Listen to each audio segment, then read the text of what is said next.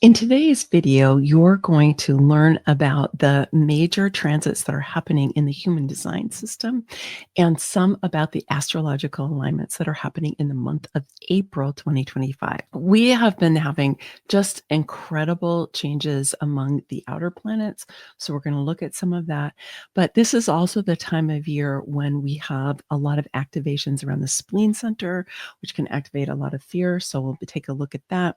And then we also have a lot of emphasis on a particular gate, which can be pretty challenging unless you know how to work with it. So there's a lot of good stuff coming up, some challenging things as well. So let's go ahead and dive in.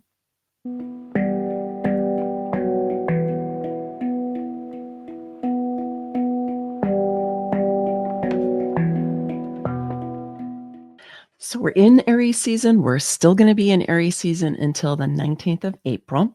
And Aries is the beginning of the astrological year. And Aries is really important right now because of what's happening with a bunch of different planets. So we're going to be taking a look at that today and diving into it a little bit deeper. But just to remind you here that the sun is in Aries, this is a sun sign. It's really kind of this bursting forth of springtime. The Aries equinox is where we consider spring to beginning here in the Northern Hemisphere. And it is this kind of energy of, coming up out of the ground, blossoming out, sending the roots down, everything new happening. So it's a really beautiful energy. And it can be a little bit challenging because Aries can be kind of intense.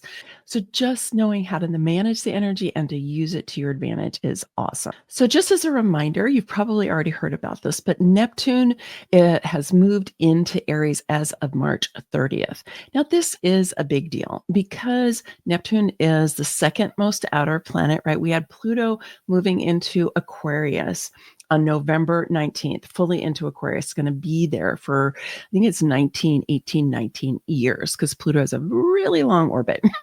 And then Neptune is next, and Neptune's orbit is about 184 years. And so Neptune is going to be in Aries for 14 years. Now, Neptune is going to retrograde back into Pisces later in this year and then move fully into Aries in February of 2026. But for a number of months now, Neptune is going to be in Aries. And this is a big change because we're moving from the very end of the astrological cycle with Pisces, right? It's the very end of the astrological year. And also Pisces could not be more different from Aries, right? Pisces is expansive. It is the unconscious. It's our dream time. It's really kind of the astral realm, right? And so it can feel kind of out of body, but it has a lot of love and compassion as well. And then we move into Aries, and Aries is all about, hey, let's move, let's get some stuff going on. And so Aries really helps to give some, like body and legs and feet in particular to the dreams that we created during the Piscean series. And that's part of that energy of moving forward. And now Neptune is supercharging that as well. And Neptune is still in the gate 25. The gate 25 is the love of spirit. It's on the G center. It's individual circuitry. So it's here to be different. It's here to bring change. It doesn't fit in. And it's really part of this evolutionary energy that we have. And Neptune is reminding us, what's your spiritual practice like? Are you paying attention to your connection to source and your connection to your own heart and your connection to the earth, to Gaia, which of course is the great consciousness that gives us our home? These are all things that we would do well to be looking at during this time. Then Uranus is in Taurus. And the reason I'm bringing it up is that Uranus did not move signs, but moved gates. Uranus is still in Taurus and is going to be there, I think, until June, until it moves into Gemini. So we've got all these big planets moving signs. It's a big change year. But I want to focus on Uranus being in the gate 8. Now, the Uranus has been in the knowing circuit, which again is individual circuitry, here to be different, here to bring change, evolutionary impulse, highly intuitive. Uranus is already the planet of intuition and is a great awakener. It wakes us up. It breaks through our resistance, breaks through our unconsciousness and says, hey, what are you doing with this thing? So this is about your contribution. which could be your work in the world, but it doesn't have to be. There's many ways that we contribute to our worlds, whether that's to our neighborhoods, to our families, to our communities, to organizations that we're a part of, to causes that we care about, whatever it is. And so Uranus is really asking us during this time, are we in alignment with what our heart's desire is, what really matters to us, what our values and our priorities are? Are we contributing in alignment with that? Or have we been allowing ourselves, and are you currently allowing yourself to just fit into a box that culture created for you, or somebody told you should go there? Are you just kind of grinding out your hours, at your work or whatever you might be doing, that it's really not lighting you up and making you, joyful and alive and engaged with life? So Uranus is going to say, hey, you know what? Why don't you get on track with what really matters to you? Because it's going to make a huge difference in how you feel about your life. And it's part of what is needed here during this tremendous time of change for us to be really looking at how are we spending our time, our energy, our resources, and is it in alignment? These are the gates that the sun and the earth are going to be visiting during the month of April. So you're welcome to go ahead and screenshot this so that you can have it and put it in your calendar if you want to, so you can be following along with this. This is one of the deep dives that we're doing during spring semester in the Sovereign Sisterhood, where we're really working with the transits, and we're also working with the incarnation cross.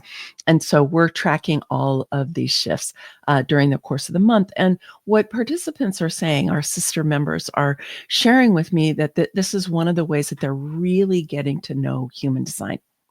So I would highly encourage you to go ahead and do this for yourself, because, you don't necessarily have to do it every single transit as it changes. But if you just kind of take a look at this and see how it interfaces with your chart, you might see where new centers get defined or new channels get defined, as well as gates, and how that might be influencing you over the course of this month. One of the things that's interesting here is that the Earth is going to be lighting up a lot of different gates on the spleen center. They're primarily coming here through the Earth. And so what the Earth is doing for us is asking us to ground in these different energies. Now, the thing about the spleen center is the spleen is the center for instinct and intuition, the immune system, and right timing. But because it's the center for instinct, all of the gates on the spleen are considered fear gates, because we can just fall into these kind of instinctual fears that are out of date. They usually are not present time. And so one of the things you can do when the fear gates come up is for you to just be like, hey, is there any real and present danger right here in my environment right now? Or is my mind just kind of getting overly stimulated, and then my body gets overly stimulated with fear? So when you identify that this is not an accurate fear, you usually can walk right through them, but it's good to know what they are. So here are the different fears of the spleen gates. And you can go ahead and screenshot this for yourself if you want. It's really useful to know this. I have a lot of the gates on the spleen lit up for me, and it has been super beneficial for me to know what those fears are, so that if it starts to come up for me, like for example, the gate 57, right? It's here at the top, the fear of the future. And right now in our world, yeah, you could be falling into the fear of the future because the past is pretty dramatically dropping away all over, right? And we'd be like, oh my goodness, what's coming? So you want to be able to pay attention, but you also don't want to be pulled into a downward spiral of fear about what could happen in the future. You'll do much better if you lean into your intuition and you lean into what's possible, and you give your energy to the future that you are calling in and that you want to give your life force energy to, rather than having it take you over and drag you down. Because fear, it will always disempower you, pretty much. I mean, unless you're jumping out of the way of a speeding car, right? You will usually be disempowered by fear. So do what you can. Take a look at what these are, and know that the Earth is here to support you. So one of the things you can do too is just be releasing that fear down into the Earth and saying, Gaia, please take this and throw it into the cosmic compost. so that it can be transmuted into energy that is good for everyone. Okay. I don't need to be carrying this fear around with me. It's actually not good for me. So please, Gaia, take it and transmute it, because we know that energy is not created or destroyed. It just changes form. So you can let it go and step into a more open-hearted state for yourself and not let fear rule you. Then we also have an interesting pileup, if you will, of different planets that are in the gate 36. Now, the gate 36 has been getting a lot of attention. All fall, we had the 35, 36 lit up for a bunch of the fall. It was lit up in January. Here it is. The 36 is being lit up again. It's lit up by the North Node, Mercury, Venus, and Saturn all this month. Actually, all month long, the 36 is lit up by the North Node and by Venus, and for the first half by Mercury, and for the second half by Saturn. So the 36 is right at the end of Pisces. Okay. It's not the 29th degree, but it is very much the 29th degree is actually in the gate 25, which we've been talking about Neptune and that gate 25. But the 36 is really being lit up here. So the gate 36 is known as crisis in traditional human design, or exploration, because it's really this energy for really wanting to engage with life, really wanting to have experience, really wanting to explore. It's a little bit like our third line in the profiles, if you're familiar with that. But just to know, the 36 also has really powerful energy for helping us to break the patterns of the past. So again, we've got all this emphasis about what are we clearing out? What are we breaking up that no longer serves us? What belief systems do we have? What attachments do we have? What agreements have we made? Right? All month long, you're going to have a lot of support for this. And the North Node is really our destiny. So the North Node in your own chart is your personal destiny.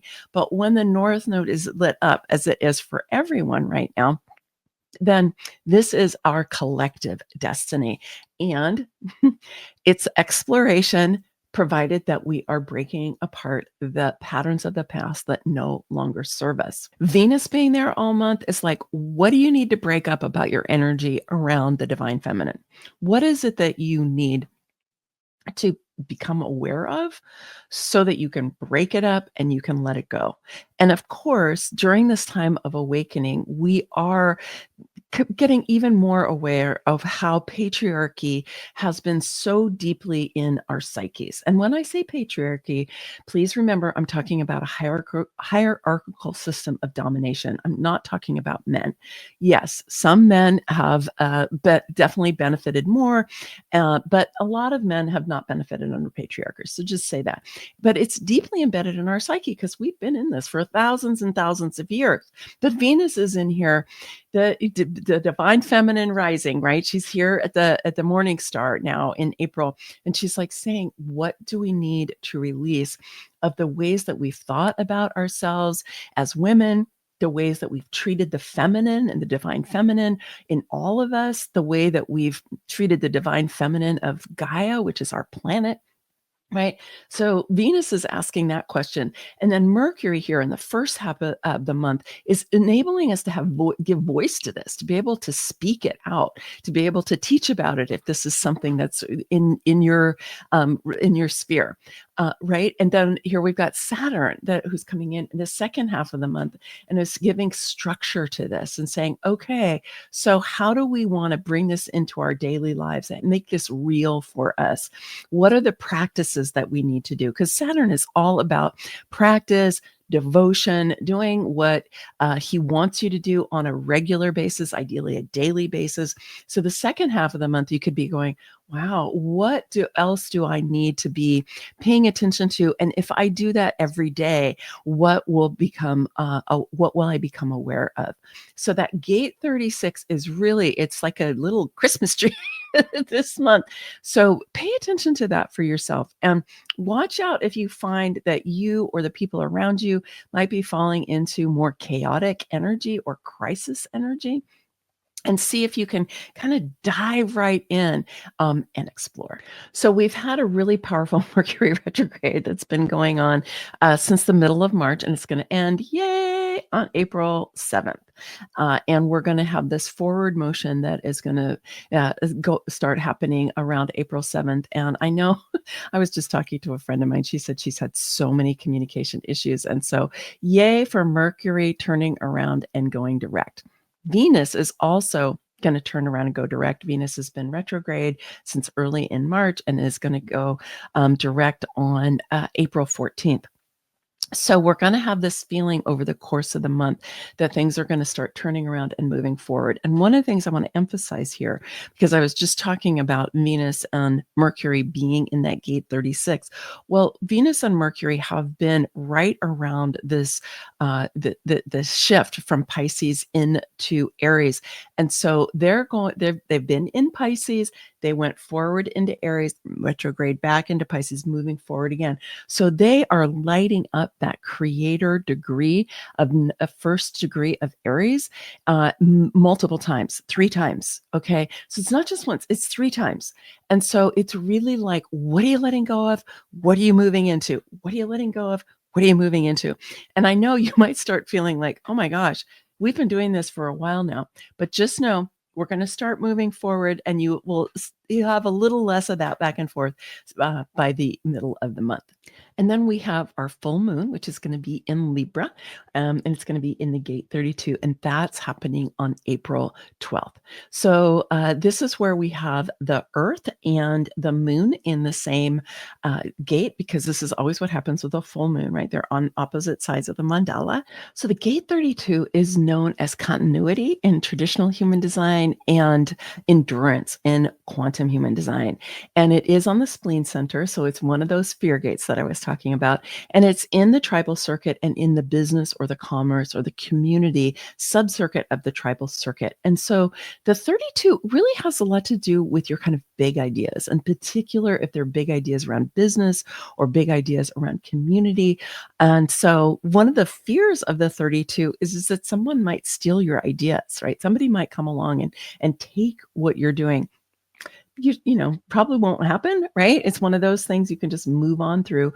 But really, the power of the 32 is our ability to stick with something long enough so that the right time can come along, because the spleen center, remember, is a center for right timing. And so we want to just be waiting for the right time to bring our idea out into the world. And that's why it's called endurance, because it's like sometimes it takes a while. Because remember, the spleen's way down here. It's far away from the throat, right? So it's like there's no real activating energy right here in this 32. So we want to be able to hold on to this. And the full moon is lighting this up, and it's kind of our apex for the month, right? It's the crescendo. There's a kind of completion, because, you know, the moon waxes until it's full. And so there's this sense of really a fullness at this time. And the question that you can ask yourself is, how am I doing with holding on to the ideas that really matter to me, the things that I care about? It's not the right time to manifest them yet, but how am I doing that? Can I ground myself during this time? Even though the moon is there lighting it up, right? It's really also a grounding time. And I wanted to mention Mars, because Mars has been moving around quite a bit, and there's been a lot of dancing between Mars and Pluto, and this will continue. And the astrologers have been really great about that. So if you want to find out more about it, you can look there. But what I wanted to emphasize here is that Mars is going to move from Cancer into Leo, finally in Leo on April 18th. And so this is a big shift, right? Because Cancer is sensitive. Cancer is really from the heart. Cancer is about healing and about caring, about taking care of each other and so on, right? And then Leo is like, ta-da, the lion, right? Leos are really like to be the center of attention. They like to be the person that everybody's paying attention. So Mars moving into Leo. And remember, Mars is right now being healed from being the god of war and becoming the spiritual warrior. In human design, we always hold the highest expression of Mars as the spiritual warrior. And so now, as Mars is going to be moving into Leo, there's a little bit of a challenge here, because it is a fire sign. And there can be this sense of Leo really kind of wanting to dominate situations. My father was a Leo, so I grew up with a lot of Leo energy in my environment. And so while this is happening, we really want to pay attention to what's getting activated for us. Now, this is particularly for those of us who are Aries Sun. I'm an Aries Sun. And so what happens with Mars is particularly significant to me, but this is ongoing for all of us because we're also in a time where we are collectively moving out of the age of empire. Even though there are things in the outer world that are really loud right now in terms of authoritarianism, absolutely, I'm not in denial of that, but this is also a last gasp. I really believe that, and I encourage you to hold on to that. And for part of this is going to be really kind of bringing Mars into his higher expression. And so this is something we want to pay attention to towards the middle of the month when Mars moves into the gate. It moves into Leo on the 18th. And then this is also right when the sun is going to be moving into Taurus as well. As the sun moves into Taurus, right, we start to have more Venusian energy. Venus comes online more.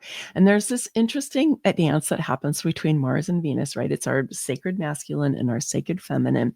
And so Mars gets to have the opportunity to be supported by this Venetian energy, even when he's moving into Leo. Now, the Tauran energy is very different than Aries.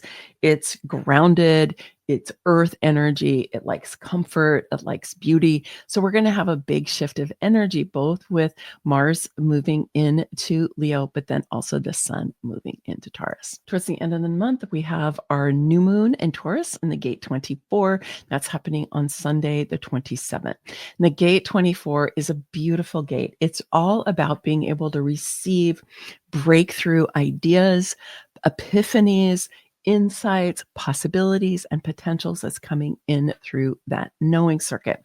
And so here the sun is going to be lighting that up, and the moon is right there with the sun, which is what happens at new moons. And so we're really going to be asked here, are we open to receiving the downloads that are coming to us through super consciousness? And can we really bring that in for ourselves and then use that as a seed point for us as we move more into the new lunation that's happening at the end of the month? Then we have Beltane on May 1st. And I wanted to show you Beltane because we have this incredible alignment that's happening. And I will do really more videos during the course of April, digging into some of these more specific. This is more of an overview. But when I ran the chart for Beltane, I really wanted to bring it in here because what you'll see here is that the channel of the priest or priestess or the shaman is lit up on this day. It's this beautiful channel connecting the two different parts of the heart chakra, which in human design is the G center and then the will center. And there's just one channel that's connecting them together, the 2551. And it's a highly spiritual channel. And it is really about initiating ourselves into higher consciousness and potentially helping to initiate each other. And this is happening on May Day. It's happening on Beltane, which is in the earth-based spirituality that is my lineage from the Celts before the empires came in, of really being able to celebrate this incredible time. In some ways, it's known as the beginning of summer. You know, by the time we get to the solstice in late June, you know, we've kind of been in a summertime for a while. So in many traditions, Beltane is kind of this summertime. And so how are we going to be initiating ourselves into this beautiful cosmic consciousness that is really pouring to us from all of these outer planets? It's inviting us to pay attention to the evolutionary processes that we're in. And here we have this beautiful support from our heart center. And then just a preview for what's going on with Saturn. So I mentioned that Saturn is moving into the gate 36 in March, right? And then Saturn's going to move into the gate 25 on May 5th, which, as I said, straddles Pisces and Aries. And then it's going to move into Aries at the end of May. And so then we're going to have both Neptune and Saturn in Aries. And so there's a lot of Aries and Mars energy because Mars rules Aries. So you can see how all these different alignments are kind of piling on top of each other. So many things are coming to inform each other. And the thing about Saturn coming into Aries, so we've got Neptune, which is bringing in dreams, bringing in new possibilities, bringing in this sense of expansion. And then Saturn is like, okay, how are we going to bring in some structure around those dreams, right? How are we going to start devoting ourselves to those dreams? How are we going to make those dreams real for ourselves? And of course, this is all in Aries, which is about action. It's about making stuff happen.